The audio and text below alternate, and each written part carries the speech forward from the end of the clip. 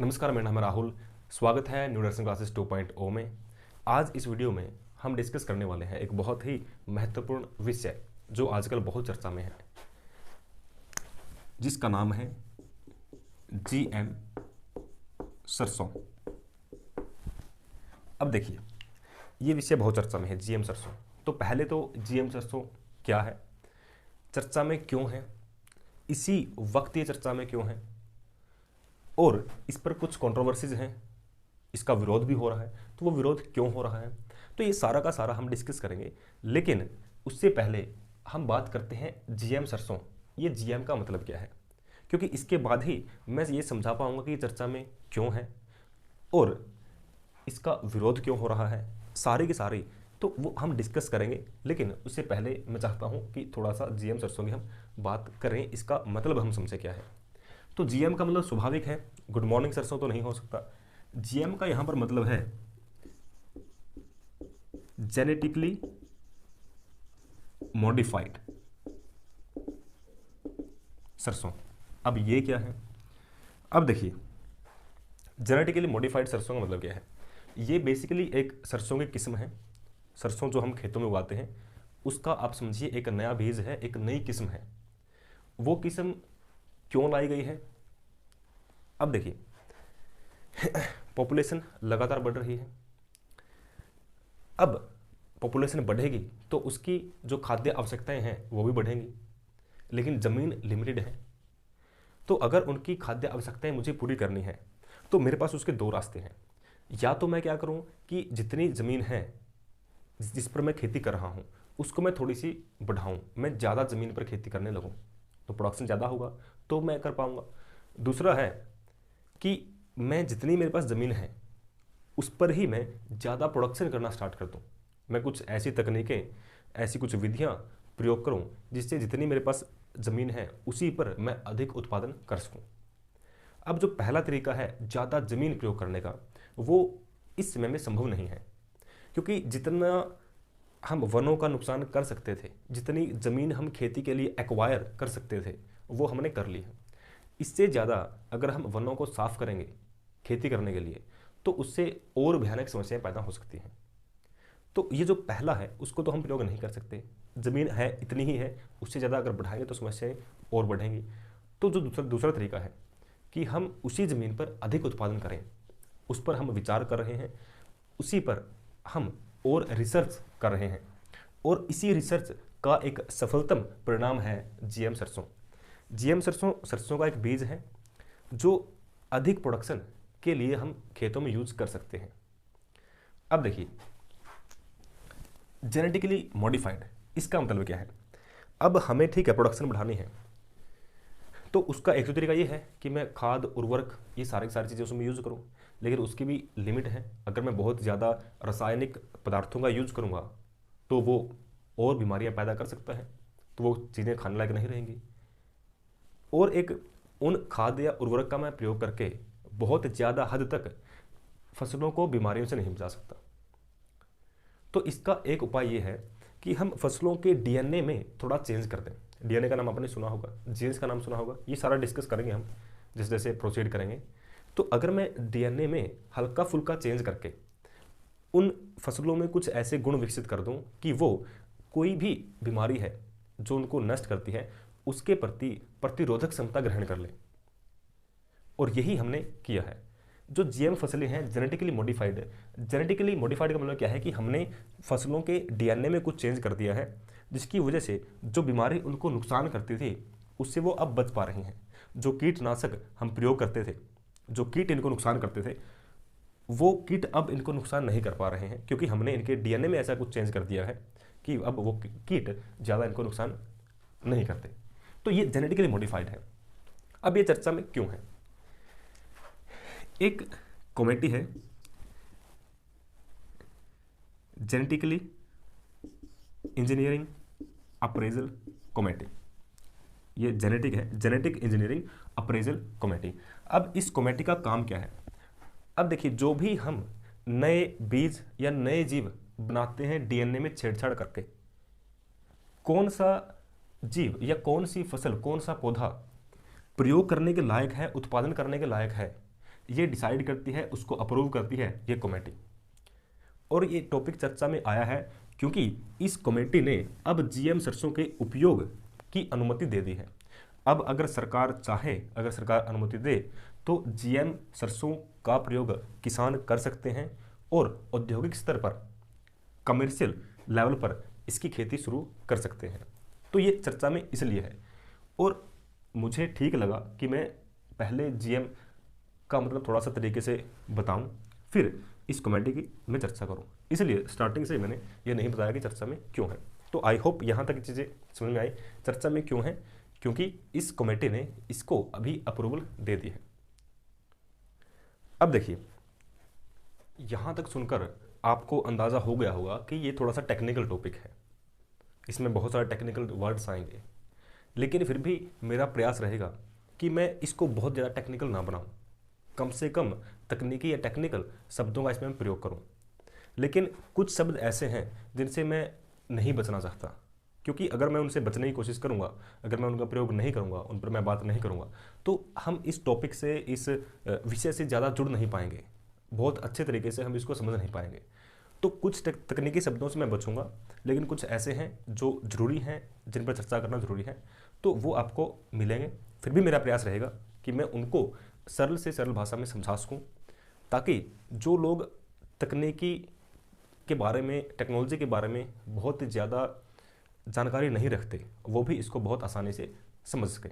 तो चलिए स्टार्ट करते हैं। तो शुरुआत करते हैं क्रॉप मॉडिफिकेशन से। चूँकि हमें ज़्यादा प्रोडक्शन चाहिए, उसके लिए हमें करनी है फसलों के साथ छेड़छाड़, और उसी छेड़छाड़ को हम कहेंगे क्रॉप मॉडिफिकेशन। क्योंकि जो जीएम फसलें हैं, जो हम जीएम सरसों हम पढ़ेंगे, वो क्या है, एक किस्म के पौधे के साथ या एक किस्म के बीज के साथ हमने कुछ छेड़छाड़ करी है, हमने उससे कुछ नया बनाया है, तो वही क्या है, क्रॉप मॉडिफिकेशन है। तो क्रॉप मॉडिफिकेशन यानी कि फसलों के साथ छेड़छाड़ हम दो प्रकार से करते हैं, जिसको पहले को मैं कहूँगा ब्रीडिंग, दूसरा है जेनेटिक मॉडिफिकेशन। इसको हम डिटेल से समझेंगे। इसमें दो तरीके शामिल हैं, एक जेनेटिक इंजीनियरिंग, एक जीन एडिटिंग। अब देखिए, पहले बात करते हैं ब्रीडिंग की। अब मान लो मेरे पास दो पौधे हैं,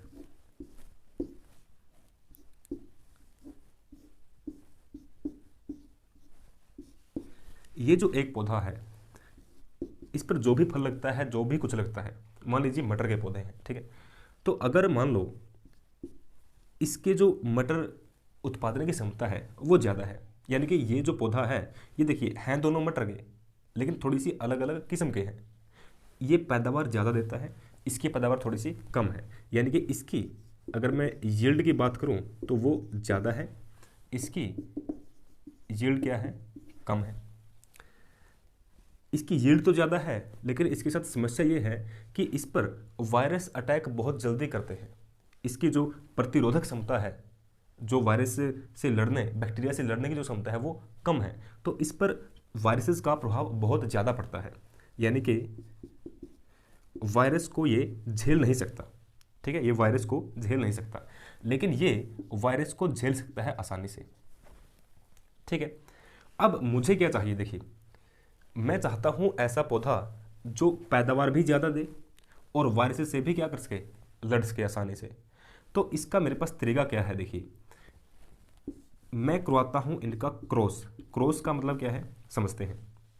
मुझे कुछ इसका गुण, कुछ इसका गुण चाहिए एक पौधे में। उसका तरीका देखिए क्या है। अगर मुझे नया जीव बनाना है, नया संतान उत्पन्न करना है, तो उसके लिए मुझे चाहिए एक नर कोशिका, एक मादा कोशिका। उन दोनों कोशिकाओं को मैं मिलाता हूँ, उनसे बनती है एक नई कोशिका।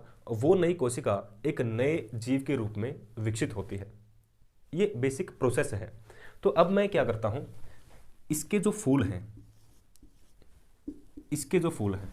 इन फूलों में ही होता है एक नर हिस्सा और एक मादा हिस्सा, नर अंग और मादा अंग, जिसको हम जनन अंग कहते हैं। तो यहाँ पर भी है, एक मादा है और एक क्या है, नर अंग है, ठीक है। तो नर अंग से एक के फूल से नर कोशिका, दूसरे के फूल से मादा कोशिका, इन दोनों कोशिकाओं को मैं मिलाकर एक नई कोशिका बनाता हूँ, और वो नई कोशिका बनेगी नया जीव, जिसमें चूंकि कुछ हिस्सा, जो नई कोशिका जो बनेगी दोनों से मिलकर, इन दोनों से एक कोशिका, इससे एक कोशिका, इससे एक कोशिका, दोनों से मिलकर बनेगी एक नई कोशिका। अब इस कोशिका में चूंकि कुछ हिस्सा इससे आया है, कुछ हिस्सा इससे आया है, तो इसमें दोनों के गुण मिलने की संभावना है और मिलते हैं। तो इस प्रकार से ये जो नया पौधा या नया जीव जो इससे बनेगा उसमें दोनों के गुण होंगे। कौन सा गुण? कि यील्ड क्या है, ज़्यादा है, और वायरसेस को फेस करने की क्षमता भी क्या है, ज़्यादा है। लेकिन इसकी समस्या ये है कि ये ऐसा नहीं है कि मैंने यहाँ से 2 कोशिकाएं ली, मिला दी और प्रयोग सफल। बहुत बार प्रयोग करना पड़ता है। कोशिकाएं मिलाई, फेल, नहीं बना, नई कोशिका नहीं बने, फिर मिलाई नहीं बनी, फिर मिलाई नहीं बनी, लगातार ऐसा चलता है। यानी कि अगर मैं कहूँ कि सक्सेस रेट बहुत कम है, तो इसकी समस्या क्या है कि जो सक्सेस रेट है इस प्रयोग का, इस एक्सपेरिमेंट का, वो क्या है, बहुत कम है। तो इसलिए ये ज़्यादा प्रभावशाली नहीं है। आपने 9th-10th क्लास में पढ़ा होगा मेंडल का एक्सपेरिमेंट, जिसने 2 मटर के पौधों के साथ किया था। तो आपने देखा था उसमें कि एक छोटा बोना पौधा है, एक लंबा पौधा है, दोनों के गुण हमने मिलाए, ब्रीडिंग करवाई, तो बहुत सारे पौधे बने। तो उसमें से कितने प्रतिशत थे जिनकी हाइट बहुत ज़्यादा थी? तो वो सारा का सारा हमने थोड़ा सा उसमें पढ़ रखा है, और ये लगभग वही है। बेसिक तरीका क्या है कि 2 कोशिकाएं मिलेंगी, एक नई कोशिका उससे बनेगी, ठीक है।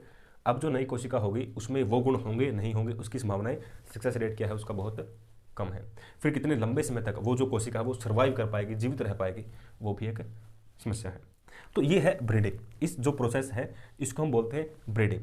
ये 1994 से पहले तक जो नए पौधे बना रहे थे वो हम कर रहे थे इस तरीके से, ब्रीडिंग करवा के। लेकिन 1994 से एक ऐसी तकनीक आई जिसने ये जो जीएम फसलों का कंसेप्ट है, जो प्रोडक्शन, ये सारा का सारा जो सीन है वो नया सीन क्रिएट कर दिया। उस तकनीक को हम कहते हैं डीएनए रिकॉम्बिनेंट टेक्नोलॉजी, ठीक है, या रिकॉम्बिनेंट डीएनए टेक्नोलॉजी। तो ये थोड़ा सा हम डिस्कस करते हैं, और इसी के आधार पर हुआ जेनेटिक मॉडिफिकेशन। इसकी शुरुआत हुई जेनेटिक मॉडिफिकेशन की। तो चलिए डिस्कस करते हैं जेनेटिक मॉडिफिकेशन को।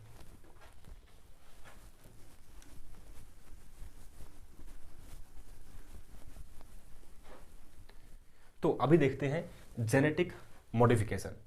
इसके 2 तरीके हैं, एक है जीन एडिटिंग, एक है जेनेटिक इंजीनियरिंग। अब देखिए, जो भी हमारे जितने भी गुण हैं, कि किसी का रंग कैसा है, किसी की आंखें कैसी हैं, किसी की हाइट कैसी है, वो सारा का सारा स्टोर है डीएनए के अंदर। कहाँ स्टोर है? डीएनए के अंदर। और डीएनए मिलता कहाँ है? जो भी हमारी कोशिका है उसमें है एक केंद्रक, केंद्रक के अंदर मिलता है डीएनए, मुख्य रूप से केंद्रक के अंदर है। अब देखिए डीएनए की संरचना कैसी है? ये एक धागे की तरह है, यानी कि 2 धागे आपस में लिपटे हैं ऐसे, इस प्रकार की संरचना है डीएनए। जो डीएनए की जो एक डोरी मान लीजिए, या कहिए कि जो डीएनए का धागा है, अगर मैं उसको इकट्ठा कर दूं थोड़ा सा इस प्रकार से, ये बनता है क्रोमोसोम। क्या बनता है? क्रोमोसोम। अब सारे की सारे इंफॉर्मेशन स्टोर है डीएनए में, लेकिन वो डीएनए के सारे पोर्शन में नहीं स्टोर है, कहीं पर है कहीं पर नहीं है। जैसे मान लो ये पूरा डीएनए है, इसमें हर जगह हमारी इंफॉर्मेशन नहीं स्टोर है। इंफॉर्मेशन स्टोर है कोड्स के रूप में, लेकिन हर जगह नहीं है। वो है, मान लो यहाँ पर इंफॉर्मेशन स्टोर है, जैसे किसी की हाइट किस प्रकार की होगी, वो गुण, उसका वो लक्षण यहाँ स्टोर है, बीच में खाली है, कुछ भी नहीं है। आगे यहाँ पर स्टोर है कि उसका रंग का गुण, कि उसका रंग कैसा होगा। तो वो सारे के सारे गुण स्टोर है अलग अलग जगह पर। जहाँ पर गुण स्टोर हैं कोड्स के रूप में, उस पार्ट को, डीएनए के उस पार्ट को जो स्टोर करके रखता है कुछ गुण, उसको मैं कहूँगा जीन। तो यानी कि ये पार्ट क्या होगा? उसका जीन होगा। ये पार्ट क्या होगा? उसका जीन होगा। सिमिलरली ये मान लो कोई भी दूसरा जीव है, दूसरा पौधा है, यहाँ पर कुछ गुण स्टोर हैं, यहाँ पर कुछ गुण हैं, ये जीन है, ये जीन है, ये जीन नहीं है। तो इस प्रकार से जीन्स का नंबर है अलग अलग, ठीक है। अब मान लो मेरे पास है 2 पौधे। क्या है मेरे पास? 2 पौधे। एक की हाइट बड़ी है, दूसरे की हाइट छोटी है। अब हाइट को लेकर इसके डीएनए में अलग अलग जीन हैं। मान लो इसमें इसका जीन है ये हाइट का, और इसकी हाइट थोड़ी सी क्या है, छोटी है। इसमें हाइट का जीन है ये, इसकी हाइट क्या है, थोड़ी सी बड़ी है। अब मैं क्या चाहता हूँ कि जो मेरा ये पौधा है ना, उसकी हाइट भी क्या हो, ज़्यादा हो। तो मैं क्या करूँगा, यहाँ से इस पोर्शन को, जो इसका हाइट का जीन है, उसको यहाँ से काट करके इसको रिप्लेस कर दूंगा। ये छोटी हाइट का जीन है, ये बड़ी हाइट का जीन है। बड़ी हाइट का जीन काटा यहाँ से, कैसे काटेंगे, मॉलिक्यूलर सीजर से, मॉलिक्यूलर कैंची, जिससे हम जीन्स को काट सकते हैं। तो काटा, रिप्लेस कर दिया ये। तो अब इससे ये रिप्लेस करने के बाद कैसा बनेगा,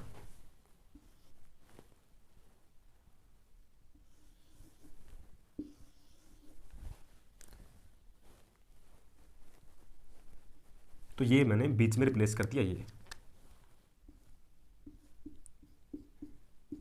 ठीक है। बाकी सारा जैसा था वैसा है। अब देखिए यहाँ पर सारे के सारे जितने भी जीन थे, मान लो यहाँ पर मान लो 2 जीन थे, ठीक है। अब यहाँ पर ये रहेंगे 2 ही, ठीक है। ये एक जीन ये था, एक जीन ये था, ठीक है। सारे के सारे मानते हो तो सारे मान लेते हैं, ठीक है। तो मान लो कि सारे के सारे ही ये जीन है, हर जगह पर क्या है, डेटा स्टोर है। तो ये यहाँ पर 4 थे, यहाँ पर भी कितने हैं, 4 हैं। यानी कि हमने जो भी कुछ छेड़छाड़ की इसमें, वहाँ पर जीन्स का नंबर चेंज नहीं हुआ, हमने सिर्फ क्या किया है, एक जीन को दूसरे जीन से रिप्लेस कर दिया। तो अगर हम जीन को रिप्लेस कर रहे हैं, जीन का नंबर हम नहीं बदल रहे हैं, उसको मैं कहूँगा जीन एडिटिंग। तो ये जो पहला प्रोसेस है, ये है जीन एडिटिंग का, जीन एडिटिंग का। यानी कि जीन एडिटिंग में जीन का नंबर नहीं बदलता, हम एक जीन को काट कर दूसरे को रिप्लेस करते हैं, उसको मैं कहूँगा जीन एडिटिंग। अब ये जो पौधा है, ये जो भी जीव है, उसमें कुछ गुण इसका है, कुछ गुण क्या है, इसका है। अब अगर मैं दूसरे केस की बात करता हूँ, मान लो कि मेरे पास 2 पौधे हैं। एक जो पौधा है, ये पौधा वो किसी विशेष प्रकार के वायरस से आसानी से लड़ सकता है, लेकिन ये पौधा उससे नहीं लड़ सकता। तो ये जो वायरस से लड़ने का गुण है, मैंने पता किया कि कौन से जीन में ये गुण है जिसकी वजह से ये वायरस से लड़ सकता है। उस जीन को पहचाना, यहाँ से काटा और यहाँ ऐड कर दिया, बिना कुछ बाकी हिस्सा हटाए, रिप्लेस नहीं किया है, नया ही ऐड कर दिया, उसमें से जीन निकाल के इसमें। तो अब ये जो हमारा नए पौधे का डीएनए होगा, उसमें मान लो यहाँ पर 4 जीन थे, अब यहाँ पर इसमें क्या होंगे, 5 जीन होंगे, क्योंकि एक नया ऐड कर दिया है। तो ये 4 और एक 5।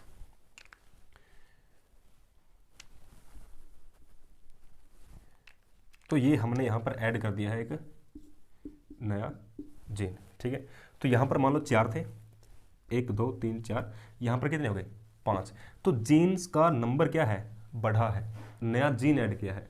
अगर जो भी हम चेंज कर रहे हैं, जो भी हम मॉडिफिकेशन कर रहे हैं, उसमें जीन की संख्या में वृद्धि हो, नंबर बढ़े, तब मैं उसको कहूँगा जेनेटिक इंजीनियरिंग। तो ये जो हमने नया पौधा, नया जीव बनाया है, इस प्रोसेस को मैं कहूँगा जेनेटिक एडिटिंग, जेनेटिक इंजीनियरिंग। समझ में आई। तो जीन्स के साथ छेड़छाड़ करके हम 2 तरीके से नया जीव बना सकते हैं, नया पौधा हो या नया कोई और जीव हो। एक तरीका है जीन एडिटिंग, जिसमें हम एक जीन को दूसरे से रिप्लेस करते हैं। दूसरा तरीका है जेनेटिक इंजीनियरिंग, जिसमें हम नया जीन उसमें ऐड करते हैं। तो आई होप यहाँ तक चीज़ें क्लियर हैं। ये मैं सारा इसलिए बता रहा हूँ ताकि जो भी हम बात करें जीएम फसलों की, इसी प्रकार से हम जीएम फसलें तैयार करें। बीटी कॉटन का यूज़ हो रहा है, जो मुख्य उद्देश्य हमारा है सरसों का। तो ये उसके लिए हम प्लेटफॉर्म एक तैयार कर रहे हैं ताकि चीज़ें सारी की सारी समझ में आ सकें। उसके बाद हम सीधा टॉपिक पर पहुंचेंगे और वहाँ पर मुझे ये सारी की सारी चीज़ें दोबारा ना बतानी पड़े, इसलिए सारा हम कर रहे हैं पहले। आई होप यहाँ तक चीज़ें क्लियर हैं कि कैसे हम क्रॉप्स को, फसलों को मॉडिफाई करते हैं। अब इस मॉडिफिकेशन के बाद जो नए पौधे बनेंगे, जो नई फसलें बनेंगी, नए बीज बनेंगे, उनको मैं कहूँगा जीएम क्रॉप, जीएम फसलें, जेनेटिकली मॉडिफाइड फसलें। तो अब देखते हैं कि भारत का क्या रोल है, भारत में क्या चल रहा है जीएम क्रॉप्स, जीएम फसलों को लेकर। चलिए देखते हैं। तो भारत में जीएम फसलों से संबंधित ये कमेटी है, कुछ कानून है और ये प्रोटोकॉल है। अब मान लीजिए किसी वैज्ञानिक ने कुछ प्रयोग किए और उस प्रयोग से उसने एक नई किस्म की जीएम फसल तैयार कर ली। अब वो फसल, अब वो तो उसने लैब में प्रयोग किया था, अब ग्राउंड पर उसका प्रयोग, अंत में उत्पादन के लिए उस फसल का प्रयोग, उस बीज का प्रयोग होगा या नहीं होगा, उसकी मंजूरी देती है ये committee, GEAC, genetic engineering appraisal committee. अब देखिए अप्रेजल, ये शुरुआत में इसका नाम अप्रेजल नहीं था, यहां पर था अप्रूवल। अब अप्रूवल और अप्रेजल में क्या फर्क है? अप्रूव का मतलब क्या है? सिर्फ अनुमति देना। अप्रेजल का मतलब है कि उस स्पेसिफिक, उस पर्टिकुलर विषय की सारी जानकारी एकत्रित करना, उस चीज से क्या क्या सकारात्मक और नकारात्मक प्रभाव देखने को मिल सकते हैं, आज उसके क्या फायदे हैं, भविष्य में उसके कितने फायदे रहेंगे या भविष्य में उसके नुकसान किस प्रकार के होंगे, वो सारी की सारी चीज़ें होंगी अप्रेजल में। यानी कि सारा डेटा इकट्ठा करना, उसको समझना, और इसमें ज़रूरत है विशेषज्ञता की। जिस समय पर ये अप्रूवल कमेटी थी, इसमें शामिल थे IAS ऑफिसर। अब IAS ऑफिसर, इनके साथ समस्या ये थी कि इनको इस क्षेत्र से संबंधित GM क्रॉप्स, देखिए ये जो विषय है ये बहुत तकनीकी विषय है, इसमें तकनीकी ज्ञान की बहुत ज़्यादा ज़रूरत है। लेकिन जो IAS ऑफिसर थे उनको थोड़ा थोड़ा तो था ज्ञान, लेकिन बहुत डिटेल में, बहुत गहराई से वो GM क्रॉप्स या इस तकनीक के बारे में नहीं जानते थे। अगर इनकी विशेषज्ञता नहीं थी तो जो ये निर्णय कर पा रहे थे, जो निर्णय इन्होंने करे, उनके बहुत सकारात्मक प्रभाव देखने को नहीं मिले। तो बाद में क्या किया गया, अप्रूवल की जगह लिख दिया गया अप्रेजल। अब इस कमेटी में शामिल हैं 26 वैज्ञानिक जो उस क्षेत्र में, GM फसलों के क्षेत्र में विशेषज्ञता रखते हैं। ये जो वैज्ञानिक है, ये कमेटी क्या करती है कि अगर किसी वैज्ञानिक ने बता दिया कि देखो मैंने ये नया किस्म, बीज की ये नई किस्म तैयार की है, तो ये उसकी सारी टेक्निकल चीज़ें देखते हैं कि प्रयोग कैसा था, क्या क्या चीज़ें प्रयोग करते समय ध्यान में रखी गई, परिणाम कैसे मिले, अगर हम इनका प्रयोग करेंगे तो पर्यावरण पर उसका क्या प्रभाव पड़ेगा, जो जैव विविधता है उस पर क्या प्रभाव पड़ेगा। तो ये सारे के सारे पहलुओं पर सोचती है, विचार करती है और अंत में निर्णय करती है ये कमेटी। और बाद में क्योंकि जो लोग इसमें शामिल हैं वो विशेषज्ञ हैं इस क्षेत्र के, तो ये सही निर्णय कर पा रहे हैं। तो अब इसका नाम है अप्रेजल कमेटी। अब देखिए, अगर किसी भी GM फसल को उत्पादन के लिए अप्रूव करना है तो एक तो यहाँ से अप्रूवल की जरूरत है, और साथ में देखते हैं इन्वायरमेंटल प्रोटेक्शन एक्ट 1986। इस एक्ट के अंतर्गत वो सारी चीज़ें जो पर्यावरण को नुकसान पहुंचाते हैं किसी भी तरीके से, वो गैर कानूनी है एक प्रकार से। तो GM फसल जो हम प्रयोग करेंगे, जो रिसर्च उस पर की गई है, जो भी हमने तैयार किया है, क्या वो पर्यावरण के लिए सुरक्षित है? अगर वो सुरक्षित है तो यानी कि इस एक्ट के तहत भी वो स्वीकार की जा सकती है। फिर है बायोडाइवर्सिटी, जैव विविधता एक्ट 2002। क्या जो फसल है वो जैव विविधता पर नकारात्मक प्रभाव डाल रही है? अगर वो नकारात्मक प्रभाव डाल रही है जैव विविधता पर, तो वो इस एक्ट का उल्लंघन है, तो फिर समस्या है। और एक है कार्टेगेना प्रोटोकॉल, इसमें ये कुछ ज़्यादा बड़ी बात नहीं है। ये क्या है कि जो भी GM फसलें कोई भी देश बनाएगा, तैयार करेगा, जो बीज बनाया है उसकी सूचना सारे देशों को हो, यानी कि जो भी बीज तैयार किया है उसका सैंपल सारे देशों में भेज दिया जाएगा। वो चेक करेंगे कि क्या क्या उसके सकारात्मक और नकारात्मक प्रभाव है, ठीक है।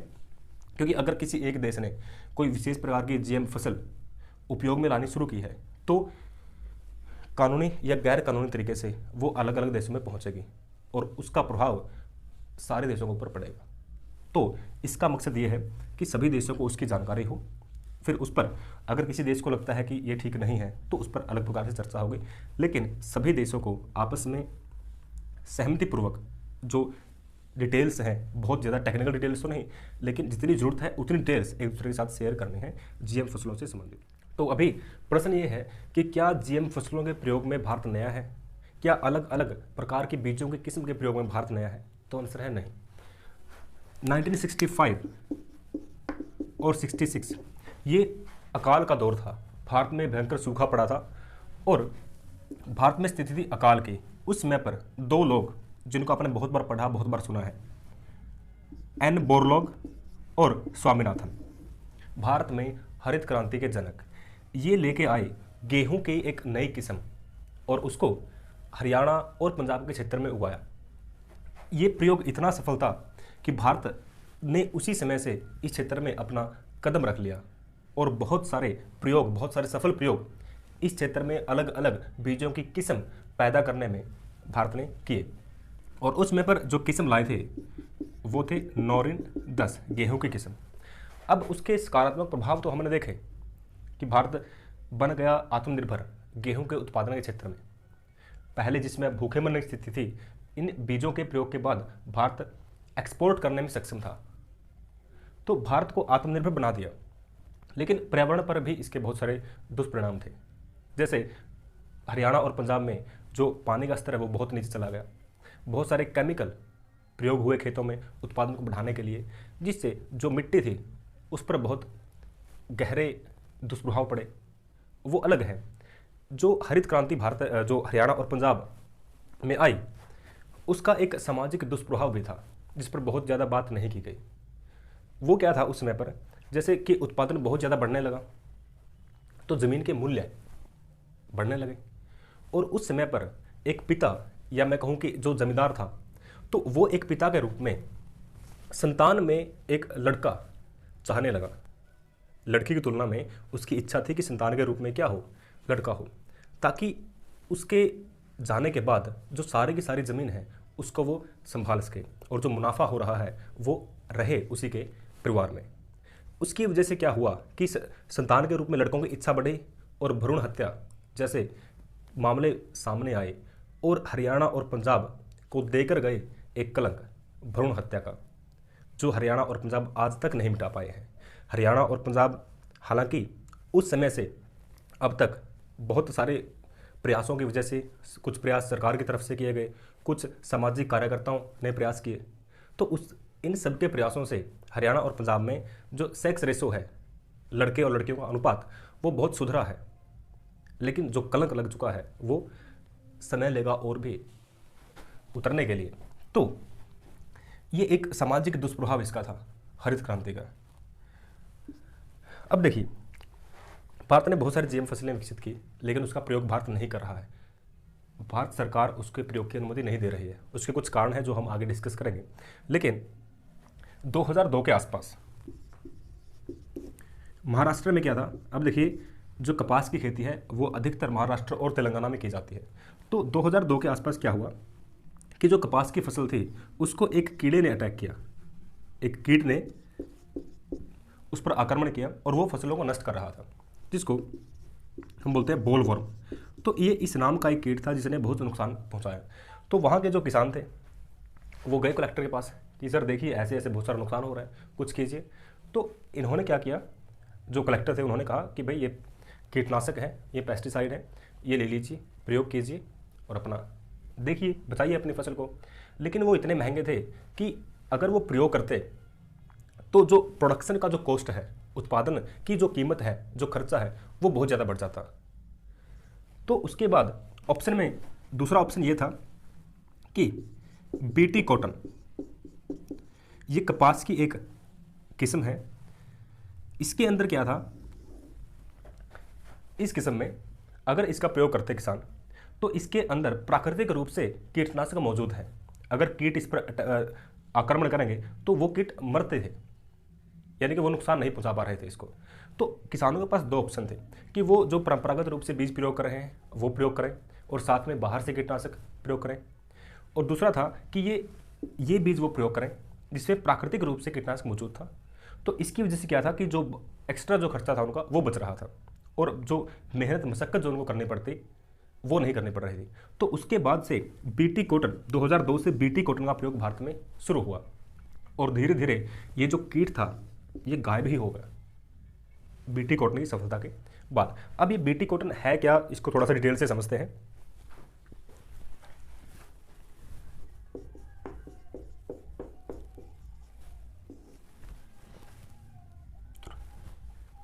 अब देखिए, जो बीटी कॉटन है वो एक जीएम फसल है, यानी कि जेनेटिकली मॉडिफाइड है। इसके जीन में कुछ चेंज किया गया है और यहाँ पर जो बीटी है ये एक बैक्टीरिया है, और ये बैक्टीरिया सोइल में पाया जाता है, मिट्टी में पाया जाने वाला एक बैक्टीरिया है। अगर इसका मैं पूरा नाम लिखूं तो ये है बैसिलस थोरेनजेनेसिस, ठीक है। तो ये स्पेलिंग देख लेना, ठीक है। तो बैसिलस थोरेनजेनेसिस नाम का एक बैक्टीरिया है जो सोइल में पाया जाता है। इस बैक्टीरिया का गुण क्या है कि ये जो बैक्टीरिया है वो 200 प्रकार के विषैले पदार्थ पैदा करता है। वो विषैले पदार्थ सक्षम हैं जो कीट अटैक करते हैं कॉटन को, उनको मारने के लिए। या मैं कहूँ कि ये प्राकृतिक रूप से विद्यमान एक कीटनाशक है। क्या है? एक नेचुरल पेस्टिसाइड है। कौन? बीटी। तो वैज्ञानिकों ने क्या किया है कि इस बैक्टीरिया को ऐड कर दिया है कॉटन में। कॉटन का जो जीन था उसमें बीटी बैक्टीरिया को ऐड कर दिया है, यानी कि हमने कुछ जीन्स उसमें बाहर से ऐड कर दिए हैं कपास में। और हमने अभी पढ़ा जेनेटिक इंजीनियरिंग और जीन एडिटिंग। अगर हम बाहर से एक नया जीन ऐड करते हैं तो उसको हम कहेंगे जेनेटिक इंजीनियरिंग। तो ये जो नई बीटी कॉटन बनाई गई थी वो बनाई गई है जेनेटिक इंजीनियरिंग करके। और इसमें क्या किया कि 2 जीन बाहर से ऐड कर दिए। नाम क्या है? CRY1AC और CRY2AC और CRY, ठीक है। तो ये मैं देख लेता हूँ 1 या 2। तो ये है, हाँ, तो ये है CRY1AC, ठीक है। तो ये CRY1AC और CRY2AB। तो ये 2 जीन्स हमने इस कॉटन के डीएनए में बाहर से ऐड कर दिए हैं। ये क्या काम करते हैं? जो CRY1AC जीन है ये जब भी बाहर से किसी कीड़े का अटैक होता है हमारी फसल पर, तो ये इसको सिग्नल भेजता है कि भाई अटैक हो गया है, और ये फिर बनाता है, सिंथेसाइज करता है पेस्टिसाइड। तो ये कुछ केमिकल बनाता है जो उन कीड़ों को नष्ट करते हैं। तो यहाँ तक चीज़ें क्लियर हैं। हमने जीएम फसल तैयार की, हमने कुछ जीन बाहर से ऐड कर दिए। जेनेटिक इंजीनियरिंग, इसको जेनेटिक इंजीनियरिंग हम इसको कहेंगे। बैक्टीरिया एक ऐड कर दिया जो मिट्टी में पाया जाता है, जिसमें नेचुरल पेस्टिसाइड के गुण हैं, वो उन कीड़ों को नष्ट करता है। तो इसके बाद से जो फसल का उत्पादन है, कॉटन का उत्पादन भारत में बढ़ने लगा और अलग अलग राज्यों ने इसका प्रयोग किया। आज भी इसका बहुत ज़्यादा प्रयोग हो रहा है। अब 2018 में देखिए क्या हुआ। तेलंगाना में जो कपास की फसल थी उस पर आक्रमण हुआ, अटैक हुआ सफ़ेद मक्खी का, वाइट फ्लाई जिसको हम कहेंगे। अब ये जो अटैक था, ये जो सफ़ेद मक्खी है वो आ रही थी आसपास के घास से, आसपास के खरपतवार से। तो अगर इससे निजात पानी है तो तरीका क्या था कि घास को हटाना है। तरीका घास को हटाने का एक तो ये है कि काट दो उसको, लेकिन काटने से भी समस्या नहीं हल हुई। दूसरा क्या है कि स्प्रे कर दो, खरपतवार नाशक का प्रयोग करो और उसको नष्ट कर दो। तो किसानों ने खरपतवार नाशक का प्रयोग किया। वो जो खरपतवार नाशक इन्होंने प्रयोग किया वो था ग्लाइफोसेट। तो ये एक खरपतवार नाशक है, घास को हटाने के लिए हम इसका प्रयोग करते हैं, ग्लाइफोसेट का। अब हटाना था घास को तो स्प्रे कर दिया इसका। अब घास तो हट ही गया, साथ में फसल ही नष्ट हो गई सारी की सारी। तो उसके बाद किसानों का गुस्सा और बढ़ा कि ये क्या कर दिया कि पहले फसल खड़ी थी, बीमार थी फसल मान लो, लेकिन खड़ी तो थी, अब इस स्प्रे से पूरी फसल नष्ट। तो अब रास्ता क्या था कि यानी कि कोई सफ़ेद मक्खी को हटाना कैसे है? स्प्रे भी नहीं कर सकते, हटाना है घास को, लेकिन उसको स्प्रे करके हम उसको हटा नहीं पा रहे हैं। तो फिर क्या हुआ कि दोबारा फिर से जो बीटी कॉटन था उसमें जीन को हमने चेंज किया। इसमें एक जीन और ऐड कर दिया, 2 जीन पहले ऐड कर दिए जेनेटिक इंजीनियरिंग से, एक जीन और ऐड कर दिया। और वो जीन क्या था? वो जीन इस खरपतवार नाशक को सहन कर सकता था। हुआ क्या था कि हमने इसका प्रयोग किया तो पूरी फसल नष्ट। तो जो जीन ऐड किया उसकी वजह से अब इसके प्रयोग से बीटी कॉटन को कोई नुकसान नहीं हो रहा था। और जो नया बीज बना उसको हमने कहा HT बीटी कॉटन। और यहाँ पर HT का मतलब क्या है? खरपतवार नाशक को हम बोलते हैं हर्बिसाइड। तो हर्बिसाइड टॉलरेंट, तो यानी कि टॉलरेंट का मतलब है जो सहन कर सकता है। तो herbicide tolerant HT BT cotton. तो ये नया बीज इसका तैयार हुआ, लेकिन ये भारत में बैन है। बैन क्यों है ये समझिए। क्योंकि ये जो ग्लाइफोसेट है वो भारत नहीं निर्मित करता, कुछ कंपनियां हैं USA और जर्मनी की। तो USA और जर्मनी की कंपनियां इसको बनाती हैं ग्लाइफोसेट को, और ये अकेली कंपनी है जो इसको बनाती हैं। तो अगर देखिए, अगर भारत HTBT का प्रयोग करेगा तो साथ में क्या खरीदना पड़ेगा? ग्लाइफोसेट। उसके बिना काम नहीं चलेगा। अगर ये खरीदना पड़ेगा तो भारत की निर्भरता बढ़ेगी USA और जर्मनी पर, और क्योंकि कुछ ही कंपनियां बना रही हैं तो मोनोपोली होगी, दाम बढ़ेंगे, क्योंकि ऑप्शन कुछ और बचेगा नहीं। HTBT उगाई है, बीमारी से बचाना है, खरीदनी ही पड़ेगी और कोई रास्ता ही नहीं है। तो इससे क्या होगा कि भारत पर जो USA और जर्मनी है उस पर भारत की निर्भरता बढ़ेगी। अगर ऐसा हुआ तो भारत को ये ज़्यादा इंपोर्ट भी करना पड़ेगा, क्योंकि यही बना रही हैं। तो जिससे जो भारत का फॉरेक्स रिजर्व है, अंतर्राष्ट्रीय जो हमारा भंडार है, तो वहाँ पे समस्या होगी। फॉरेक्स रिजर्व लगातार गिरता जा रहा है तो ये और गिरेगा, समस्या बढ़ेगी। एक रीज़न इसका ये भी है, अगर ये भारत में आएगा, ठीक है, तो रिवर्स इंजीनियरिंग करके हमारी कुछ लोकल कंपनियां, यानी कि मैं साधारण भाषा में कहूँ तो कॉपी करके ये जो ग्लाइफोसेट है वो बनाना स्टार्ट कर देंगे। अगर ये बनाना स्टार्ट कर देंगे तो जो कंपनियां ओरिजिनली जिसने ये बनाया है वो कंपनी भारत के खिलाफ केस कर सकती है। तो यानी कि भारत अलग अलग प्रकार से अंतर्राष्ट्रीय दबाव महसूस करेगा। तो भारत ने इसको कर रखा है बैन, HTBT कॉटन को, ठीक है। लेकिन बैन करने के बावजूद भी जितनी कपास भारत पैदा करता है उसका 25% HTBT कॉटन है। HTBT cotton. अब भारत में तो ये बीज बनता नहीं है, तो कहाँ से आता है? वहीं से आता है, USA जर्मनी से, लेकिन स्मगल हो गया था। कैसे स्मगल? तो स्मगलिंग सिर्फ दवाइयों की नहीं, या मतलब सिर्फ ड्रग्स की नहीं, इन खेतों में प्रयोग होने वाली दवाइयों की भी हो रही है। तो ये बात है, और ये जब हम अंत में डिस्कस करेंगे GM फसलों के फ़ायदे नुकसान, तो वहाँ पर भी ये जो मोनोपोली का कंसेप्ट है वो आएगा, तो इसको याद रखें। अब हम पहुँचते हैं अपने टॉपिक पर। हमने जो सारा आधारभूत जो ढांचा है उस टॉपिक को समझने का वो हमने तैयार कर लिया है। अब हम बात करते हैं GM। नाम क्या है? DMH की फुल फॉर्म है धारा मस्टर्ड हाइब्रिड 11। इसको विकसित किया है प्रोफेसर दीपक पेंटल, जो दिल्ली यूनिवर्सिटी में प्रोफेसर रहे हैं। ये एक रबी फसल है। अब देखिए खास बात क्या है, ये 2002 में विकसित की गई, लेकिन प्रयोग की मंजूरी कब मिली है? 2022 में। चीज़ वही है, लेकिन इतना समय लगा तो कहाँ लगा? विकसित हुई, यहाँ पे अप्रूवल मिल रहा है। अब 2022 में ही क्यों मिला है, ये अभी डिस्कस करेंगे, इसको समझेंगे।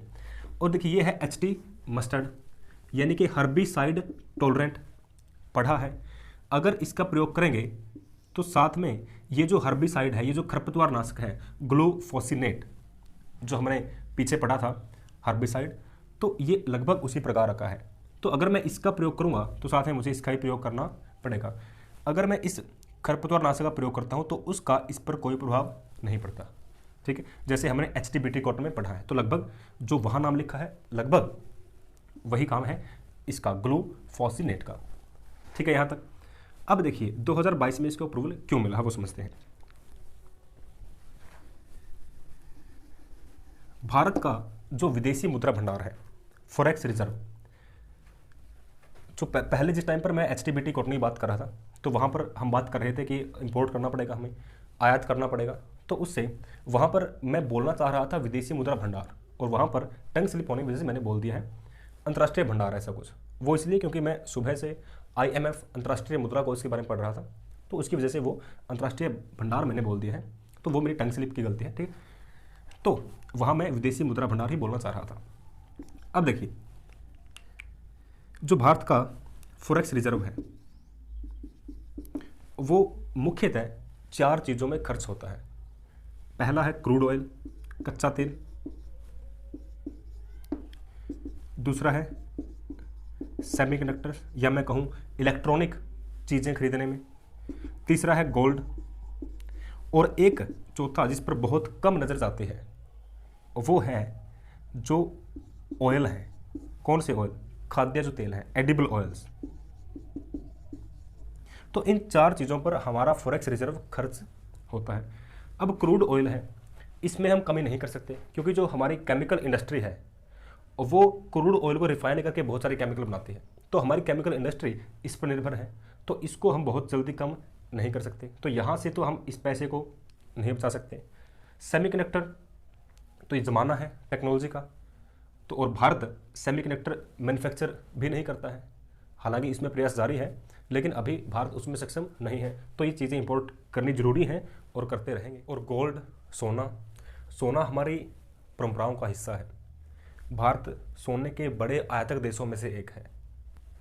अब देखिए, अगर आदतें हों तो उनको हम समय के साथ बदल सकते हैं, उनको हम छोड़ सकते हैं, बदल सकते हैं, लेकिन जो चीज़ें परंपरा से जुड़ी हैं, परंपराओं को हम बहुत कम समय में नहीं बदल सकते।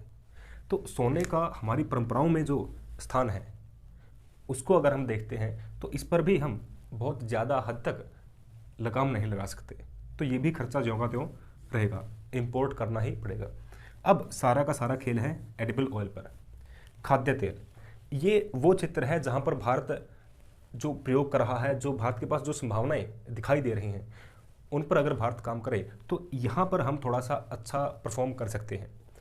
भारत आज के समय में अपना जो भी खाद्य तेल की ज़रूरत है उसका 60% हिस्सा आयात करता है, इंपोर्ट करता है, और ये लगभग 60,000 करोड़ रुपए का तेल भारत आयात करता है। यहाँ पर भारत काम कर सकता है। और ये जो जीएम सरसों है, ये जीएम फसलें अगर भारत प्रयोग करता है तो यहाँ पर हमें बहुत अच्छे परिणाम देखने को मिल सकते हैं, और यहाँ पर भारत अपनी निर्भरता कम कर सकता है। और भारत सरकार का यही प्रयास है कि हम जीएम सरसों जैसी और अन्य फसलें प्रयोग करें और अपनी निर्भरता कम करें, और भारत को एक तेल के क्षेत्र में, खाद्य तेलों के क्षेत्र में आत्मनिर्भर होते हुए देखें। लेकिन इसकी कुछ समस्याएं हैं और सरकार को भारी विरोध का सामना करना पड़ रहा है। कुछ वो समूह जो सामान्य तौर पर बीजेपी सरकार के समर्थक माने जाते हैं, जैसे आरएसएस से जुड़े भारतीय किसान यूनियन और स्वदेशी जागरण मंच, ये भी सरकार के इस निर्णय का विरोध कर रहे हैं। जब अपने ही लोग विरोध कर रहे हैं, यानी कि मुद्दा थोड़ा सा गंभीर है, और मुद्दा गंभीर होने के कुछ कारण हैं। पहला कारण तो ये है कि अगर देखिए, ये जो HT मस्टर्ड है, या मैं कहूँ कि जो ये GM सरसों है, अगर इसका प्रयोग हुआ तो सबसे ज़्यादा नुकसान होगा शहद उत्पादकों को। वो किसान जो शहद उत्पादन करते हैं उनको सबसे ज़्यादा नुकसान होगा। कारण क्या है उसका? अब देखिए, मधुमक्खियों को शहद बनाने के लिए चाहिए फूलों का अर्क, वो अर्क इकट्ठा करती हैं और उसे शहद बनाती हैं। ये जो सरसों है, अगर बहुत बड़े क्षेत्र में ये सरसों उगाई जाएगी तो मधुमक्खियों को वो अर्क नहीं मिल पाएगा, यानी कि इस सरसों से मधुमक्खियाँ अर्क नहीं प्राप्त कर सकती। अगर अर्क नहीं मिलेगा तो वो शहद भी नहीं बना सकेंगी। इसलिए सबसे ज़्यादा जो प्रभावित होने वाला क्षेत्र है वो होगा मधुमक्खी पालन, या मैं कहूँ इसको एपीकल्चर। इसलिए इस कल्चर, एपीकल्चर से जुड़े किसान इसका भारी विरोध कर रहे हैं। दूसरा नुकसान इसका ये है HT मस्टर्ड, यानी कि हर्बिसाइड टॉलरेंट। खरपतवार नाशकों का प्रयोग इस फसल पर आराम से कर सकते हैं। अगर कर सकते हैं तो किसान करेंगे भी, जिसकी वजह से जो खरपतवार नाशक हैं उनकी डिमांड बढ़ेगी और ज़मीन पर उनका प्रयोग बढ़ेगा। उसका एक तो नुकसान ये है कि भारत की अन्य देशों पर निर्भरता बढ़ेगी। दूसरा ये है कि जो मृदा है उसको भी वो लंबे समय के बाद नुकसान करेंगे ही। तो ये चीज़ें हैं जो इसको रोक रही हैं GM सरसों को अपनाने से। लेकिन सरकार के पास शायद और कोई विकल्प नहीं है। इस समय में सरकार का मुख्य उद्देश्य है कि एक तो भारत इनमें आत्मनिर्भर बने खाद्य तेलों में, दूसरा क्या है कि जो फॉरेक्स रिजर्व है लगातार जो गिरता जा रहा है उसको भी सरकार कंट्रोल करे। अगर GM सरसों का प्रयोग करते हैं तो उसके देखिए कुछ फ़ायदे हैं, नुकसान हैं। कोई भी GM सरसों नहीं, कोई भी फसल हो तो उसके फ़ायदे हैं, नुकसान हैं। फ़ायदे क्या हैं कि प्रोडक्टिविटी बढ़ेगी, कम क्षेत्र में हम ज़्यादा उत्पादन कर सकेंगे। दूसरा, अगर हमने कोई ऐसा जीन उसके अंदर डाल दिया है जो खुद ही पेस्टिसाइड का काम करता है, खुद ही कीटनाशक का काम करता है, तो जो पेस्टिसाइड हैं उनका प्रयोग भी कम होगा, दूसरा फ़ायदा है। और अगर उत्पादन ज़्यादा होगा तो हम संसार में भूखमरी को ख़त्म कर सकेंगे, फ़ायदा है। नुकसान की अगर हम बात करें GM फसलों का, मॉडिफाइड फसलों का, जेनेटिकली मॉडिफाइड फसलों का, तो नुकसान इसमें क्या है कि अगर हमने देखिए एक वर्ड है एंटी, एक टर्म आप कहिए एंटी माइक्रोबियल रेजिस्टेंस।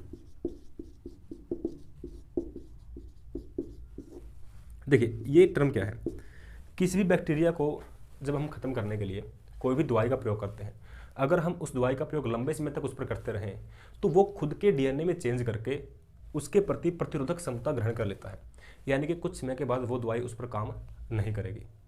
और जीएम फसलों में अगर हमने कोई भी बैक्टीरिया डाल दिया किसी भी फसल के अंदर और हम उसका प्रयोग करके कुछ कीट पतंगों को, कुछ बैक्टीरिया को ख़त्म करते हैं, तो कुछ समय के बाद वो बैक्टीरिया अपनी प्रतिरोधक क्षमता ग्रहण कर लेगा और उसका उस पर कोई प्रभाव नहीं पड़ेगा, यानी कि समस्या दोबारा से फिर खड़ी हो गई और फिर हमें नई दवाइयों की तरफ जाना पड़ेगा। अब भी हम देखते हैं जो दवाइयाँ जो कीटनाशक पहले प्रयोग करते थे, अब हमें नए कीटनाशकों का प्रयोग करना पड़ता है और जहरीले कीटनाशकों का हमें प्रयोग करना पड़ता है।